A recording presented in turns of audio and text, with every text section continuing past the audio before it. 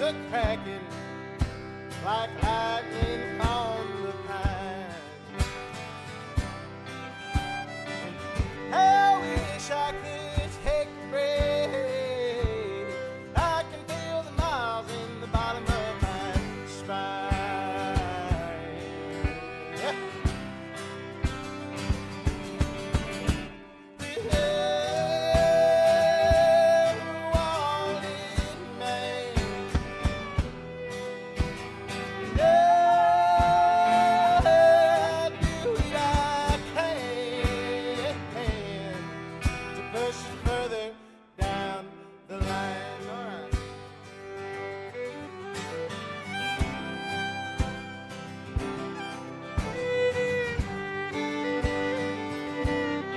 How are Scott you? T.Smith, man. What a voice, what a soul, what a vibe. What a vibe you are, man, all the time. Well, I was just a vibe with coffee on my shirt not too long ago. I thought I'd come outside though. It's a beautiful day. It's a beautiful Look, day. look Look what at I'm wearing. I drank my beer at Roberts. there you go. So for my audio audience, our guest here, Scott T.Smith, is wearing a retro hat out of a staple here in Nashville for cool cats like him. So love it. Gotta Love it. drink your beer. Gotta drink Ab- your cold beer at Roberts. Absolutely. Absolutely, Scott. You know, I was thinking about you. So I was reading about you, and I remember when we met in Colorado, Scott, thinking Yeah. how healthy you seemed. Good vibes, rested, Oh man. and all of that. So I thought you would have perspective on this. When you read about rock stars, Scott, and the Yeah. excess of the past, like guys would go on tour, they're banging everything they meet, they're staying up all Yeah. night. You read Yeah. about the legendary parties of like Led Zeppelin, the Who, all that stuff. Can you imagine how a lead singer would get through that all like in 2022? It's not possible, right? Because like you're always so No, it's zen. not. Dude, I actually talk to people about this a lot. A lot of young artists. I'm always like, because it's not. It doesn't just go into like what your measure of success is as well. It also is what is your measure of fun or sustainability. Like it all comes back to sustainability for me as somebody who is a novice when it comes to doing it in the professional world as a activist for not only climate change but the rewilding of our environment. Really helping young youth, disenfranchised youth, Yeah. uh, ground and root in nature. Like I feel like that's where a lot of answers that we can't come up with in society are answered is in nature. And so all of this is coming back to, if I didn't have the attitude I have towards whatever success is for me as an independent artist, and whatever a good time is, like I can get down with the best of them. I hear Yeah. these, I see these shows like the Tales from the Tour Bus, Mm. with Mike Judd, and it's like, man, how many years did they do acid every day of the week? Like what? And it's like, well, I mean, okay, if they can do it, but it really is the fact that the world is not the same. Yeah. We first off, we don't eat the same food, bro. Let's talk about it. We don't even get to consume the same quality of whatever acid they were doing. Right. Everything is worse, huh? Like it's so like it is true, and I don't mean to sound like a nihilist or anything. It is true that a lot of this, industry and even the partying around it is corrupted. Like you can't do cocaine every night of the week because Mm. eventually you're going to end up with fentanyl and end up dead. Yeah. Like I come from the gut of Appalachia where we saw fentanyl hit home first. And I tell people, man, it's not the same world it was, because to be successful, to be sustainably happy, to be rooted and zen, you have to not only be on top of your business, like when I walk into, let's go back to when we met in Bluebird. When I walked in there, I didn't have a manager with me. I didn't have an A&R rep, making sure I was on time or that I got to where I was going. Like I showed up, the CEO, the CFO, Yeah. Marketing, the publicist. I showed up as the costume, the Yeah. costume design, Yeah. and I'm just trying to make sure that my band is happy and healthy and they feel, supported. So I could not agree more with you. I did a lot of drinking and drugging when I first moved to Louisville because it was my first time really being able to do that. I Mm, moved from a small town where that wasn't really a thing, where recreational anything was not really even tolerated. And I had my run in with pissing hard earned money away. And I know what that is now. yeah. Yeah. And so 100%. for me, yeah, I look at where I'm at right now on this Zoom call with you, and it's because of my focus. It's because of my healthy lifestyle. It's because of the sustainability that I have in my personal relationships and in my, you know, relationship with what I consume, whether that's trying not to take too many damn flights or Yeah. whether that's, not going back for the second double cheeseburger, bro. I It's love it. Yeah, it's hard sometimes, and it's it is. amazing. Yeah, man, Scott. And where Yeah. does this like, wholesomeness and focus come from? Like, where does this work ethic come from? Because, right now you're becoming a household name, Scott. The industry is starting to respect your name. Scott T.Smith. People know you. City Winery in Nashville, here and there. You have a great momentum. Is Yeah. it? So many bands like blow up, they fuck up. Is it like you say to yourself, look, I owe it to my fans. Some kid is gonna come to Bluebird and he may fall in love with me, like, come to see my music. I can't go out and Yeah. party. Like, I gotta get my sleep. Like, where does like all of this like organization and focus that you have right now, where does it come from, Scott? I love it. It started when I was in middle school, and I you start making your first real uh emotionally invested relationships. And I Yeah. very quickly realized I was daddy. Yeah. You know, I was raising my buddies while I was their buddy. I want to make sure the people around me are safe. Hmm. I want to make sure the people around me are happy. And that's just who I am. I want to make sure that the good times keep on rolling. You know what I'm saying? I'm not saying we ain't gonna have fun. We ain't gonna be up till the sun comes up, howling at the moon by a fire, drinking bourbon, laughing. But we're gonna be safe. Like, Yeah. you try to leave. Well, you and me might have to box, bro. Yeah. nobody wants to catch these hands. And that's how it started when I was young, and that's rolled into a much healthier way of taking care of people and of realizing also my purpose. And while it is flattering to hear you say household name, um, I always often tell people I just want to be a multi-generational artist like John Mm, Prine was. I don't mm, What I'm doing is going to take some time. yeah. And recently I got to play at the second annual Bill Withers Memorial in my home state, West Virginia. And Beautiful. Bill Withers is from West Virginia. He grew up on a coal mining mountain near Beckley. And so this concert was held in Beckley, West Virginia, which is in the southern part of the state.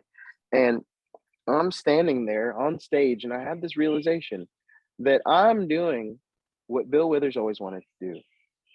A lot of people don't know this about him. He always wanted to be a folk artist. Mm, And when he got his break, he got his break later in life in his hmm. 30s.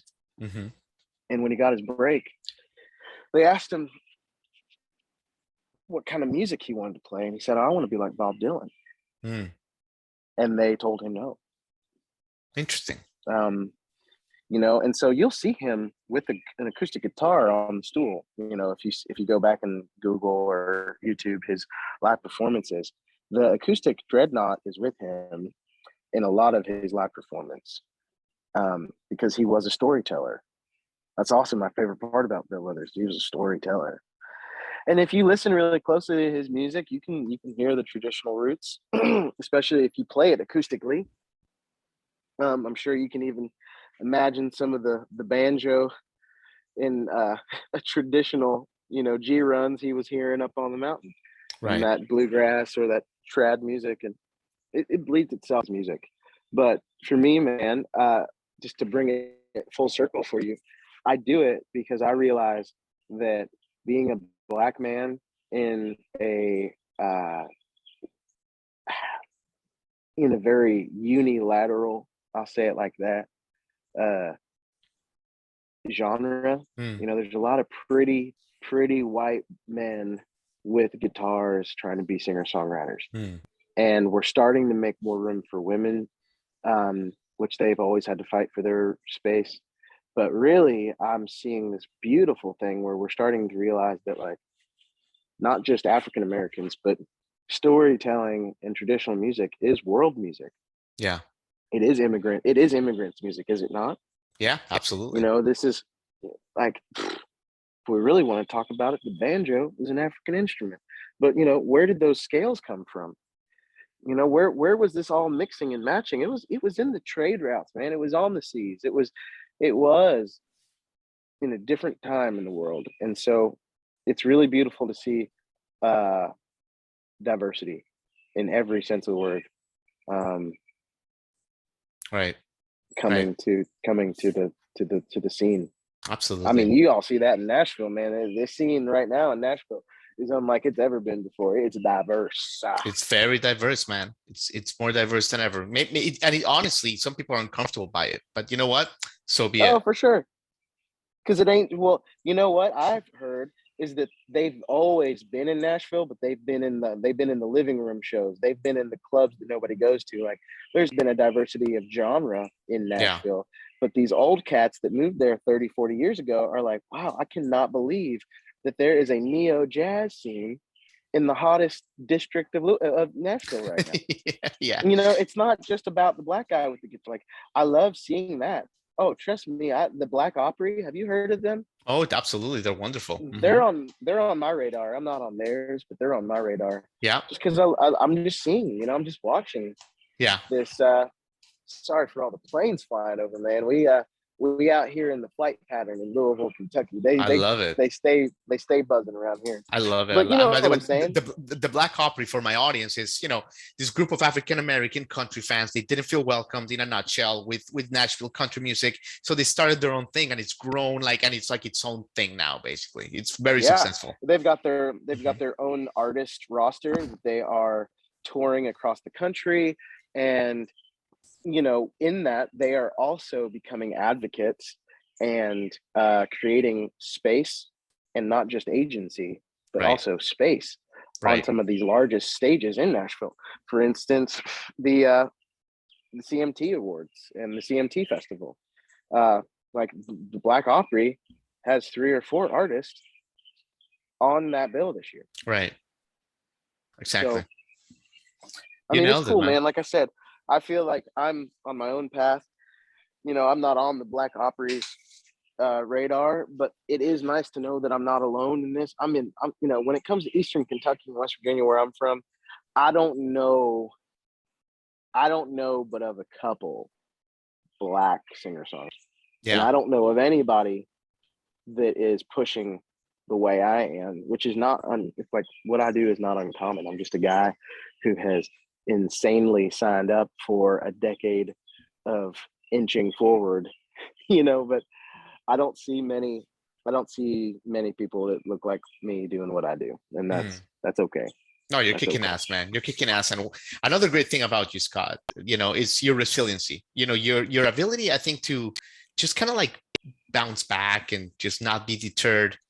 I mean, like 2020, you've talked about this in a million interviews, dude. But I think it's just worth noting here, like your timing with all your projects. You were gonna play South by Southwest, all this shit was happening, pandemic happened. Like, you were one of those unlucky few that, like, the timing just kind of like punched you in the Yeah. balls. But Well, I also, yeah, go ahead. I gave my decades investment to that project. I was a Right, brick mason right. working day in and day out, funding that EP Wanted Man, and Yeah, it didn't get to see its fruition. It exists. You can go listen to it.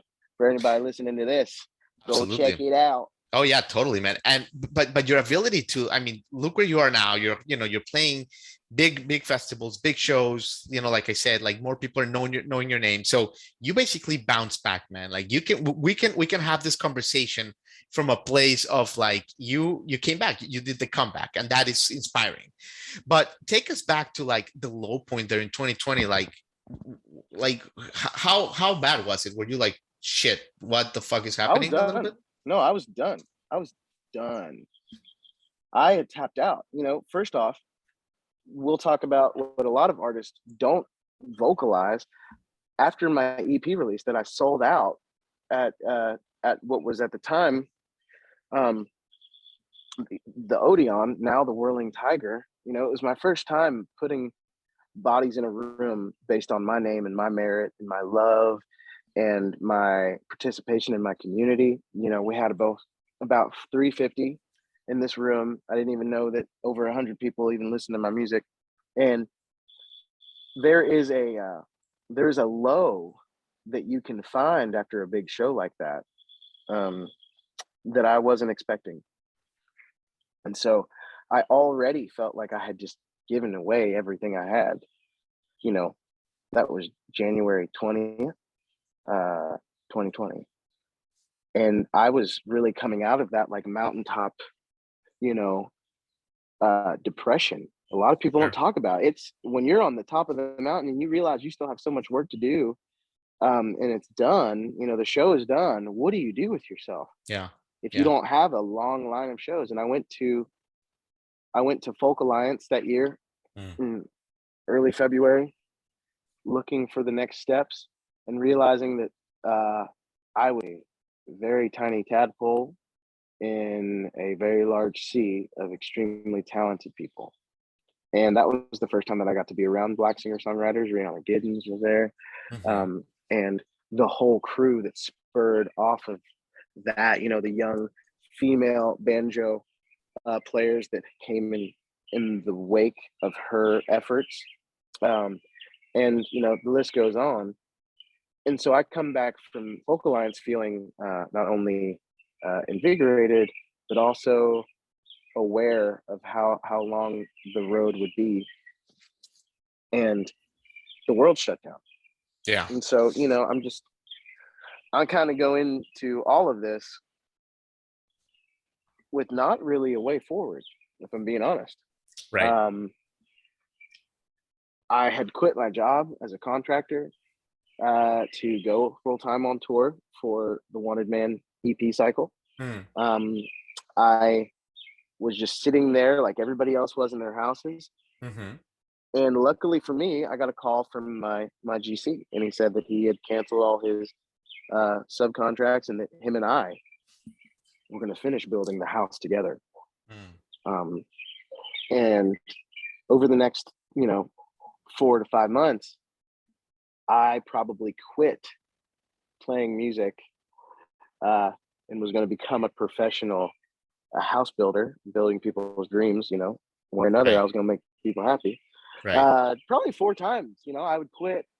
I would put it down. It's like when Michael Jordan retired.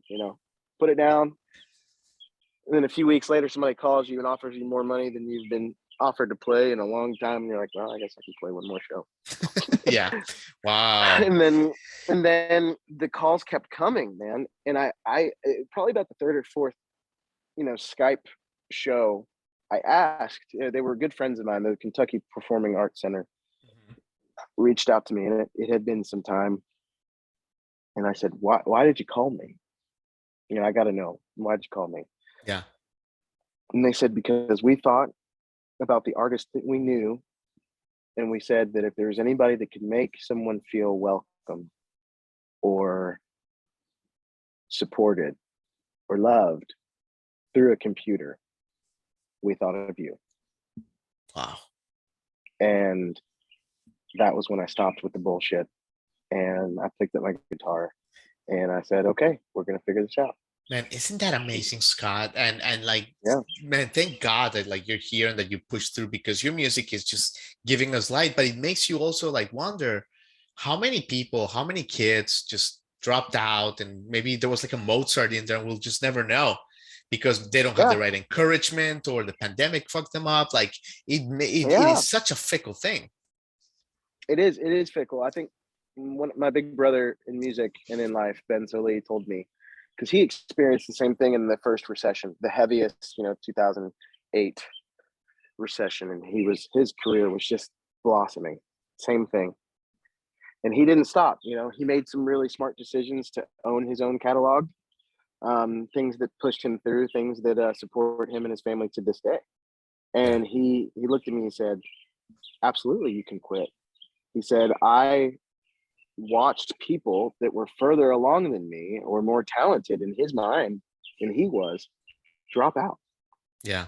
Because in some weird way, you know, you don't like to think it's a race, but it is a continual output of energy, Right.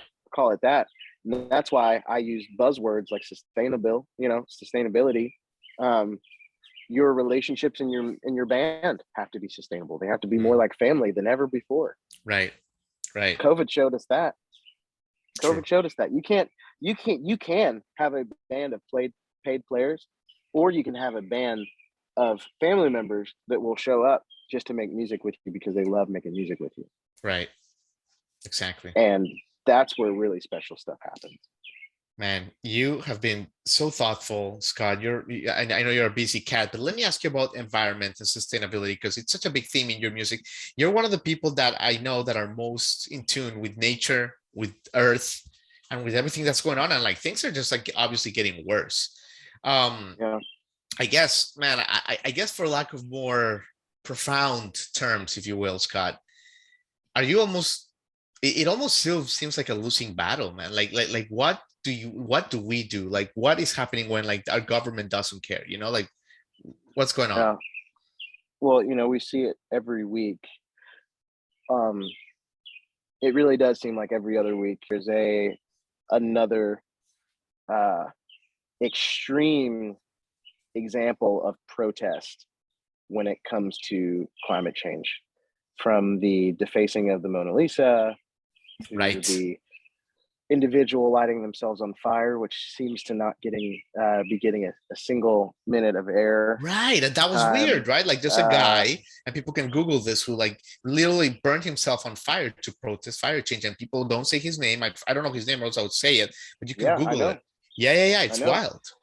And you know, let's go back to a month and a half ago when the lead scientist, the chief scientist for NASA of climate change research, literally locked himself to Chase Bank because they are owned by a group of, I think it's JP Morgan, maybe not. I might be wrong. I'm not saying they're all evil, but I'm saying they all do have a hand in whatever the heck's going on. Right. But he handcuffed himself to Chase Bank with a group of other scientists, but he was the only one that maintained his composure whenever the police threatened them. He stayed handcuffed. And when they gave him his 5 minutes of airtime, he said, I'm doing this because you're not listening. I'm doing this for my child. I'm doing this for the future of Earth. The research is there. Truth is in front of you, but you refuse to listen. And when I think of it, I think of not the end, but a rebirth, man. Like if you want to get real crazy with it, if you say we just live this way, if we go out with a bang, if we just keep living like it's 1999, and like we don't know any better, you know, we've got 1,000 some odd days left, like 1,040 some odd days left before they say that it's irreversible. Wow. That's not that many days, man. That's not that many days at all. Yeah. And so like, but Wow. my favorite part about all of this is that men and women and everyone in between and everyone that exist on this same plane of existence together, the human being has always thought they've known better. And so the thing that overwhelms the truth of that is that Mother Nature always rights what she perceives as wrong. So I'm just going to keep on living as close to nature as I can. I'm going to keep on inspiring those to walk in a similar direction on their own path, and remember the people who gave me that gift. One of my friend's fathers was 100% Cherokee. When I was little, we lived on top of this mountain, and he was the person who gave me my relationship with nature. He would walk us through the woods and teach us how to walk and track, and he would, you know, teach Wow. us how delicious and how healing the plants and the, you know, the vegetables and the herbs around us were. And he also taught us how good it felt to be wild. You know, he was the first person to put me on a motorcycle. I was like 10 years old, and he put me on his son's KTM, you know, 100. He taught me how to work a clutch, and you know, that's also a part of it, that we are wild creatures, just as the bees and the birds. And man, as long as we turn towards them, as long as we keep trying to remember this medicine that lives in the earth around us, and let it heal us, and it all works itself out, man. Absolutely. There's going to be some things that burn up, Yeah. but you know, just look at those forests that burnt to a crisp. They're already regenerating. There's always another day. So Well, that's what I cling to. and the good thing is, There's always a new day. regardless how many days we have left on this earth, we have a great talent like Scott T.Smith giving us amazing freaking music, man. People gotta see you live, man, because the way you all I want to do haunt is make it easy. the way you haunt these theaters and these boxes and these souls with your talent and with your voice, man, that's a purpose. That's a gift, man. And the fact that we are alive at the time that we can enjoy it at the same time as you're being alive, man, it's a gift. And I'm so glad that we had a chance to connect, man, and that we're here. That is one of the sweetest things I've heard. So sweet that I was like, I bet you say that to all your songwriters, don't you? Yeah, dude. Sure as hell don't, man. Sure as hell don't, so, dude. you know what I do? You know what I'll do? I'll promise you this. I'll never stop. And it's because I know what I'm doing is a part of Mama making it right. Exactly, It brother. eases the soul, man. It's a hard time to be alive, and it's always been a hard time to be alive. And I have a feeling it's just going to keep getting harder. But what do you do when it gets hard? You innovate, you adapt, and you improvise, and you overcome.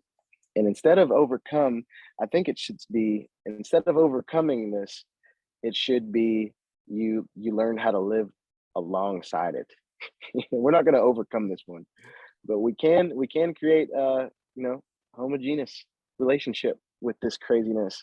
Exactly. I just hope that the violence leaves. I think that's the problem, is that we've become too comfortable and we've learned how to live alongside violence. But I think that, like I said, it all writes itself. Right on, brother. Well, Scott, thank you for today, man. You too, man. Thank you for having me. Thank you for your words of encouragement, because they are just gas in the tank. I'm gonna keep on going. Thank you for your art, man. Thank you for your art, and we look forward to, you know, catching up with you in Nashville or wherever. Yeah. But you know, when next time. Hey, you're inspiring me. I'm gonna get on an email train right now and say, right on, brother. Bring me to Nashville, y'all. Let's do it. Come down to Nashville. Let's do it, man. See you soon. Okay. Take care, man. Take care, brother.